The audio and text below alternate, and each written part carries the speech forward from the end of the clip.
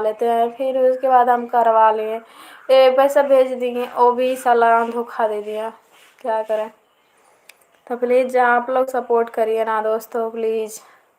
और दोस्तों रात में हम कॉल मतलब 9 बजे कॉल किए, वो बोला था बंदा कि चलो हम अभी हम तुम्हारे पास करते हैं कॉल, 10 मिनट रुको। उसके बाद 10 मिनट के बाद हम आधे घंटे इंतज़ार किए, उसके बाद भी वो कॉल मैसेज कुछ भी का रिप्लाई नहीं दिया। और दोस्तों क्या करें, अभी तक कोई भी रिप्लाई नहीं। और इधर हम दिन सुबह में भी 9 बजे कॉल किए हैं, कोई भी जवाब नहीं मिला है। तो प्लीज़ आप लोग जुड़िए हमारे लाइव में और आप लोग भी सपोर्ट करिए प्लीज़। और दोस्तों क्या बताएं, और दोस्तों देखते हैं 2-4 दिन तक इंतज़ार करेंगे, वो नहीं हमारा मतलब चैनल मोनेटाइज करके देते हैं, पैसा नहीं रिटर्न कर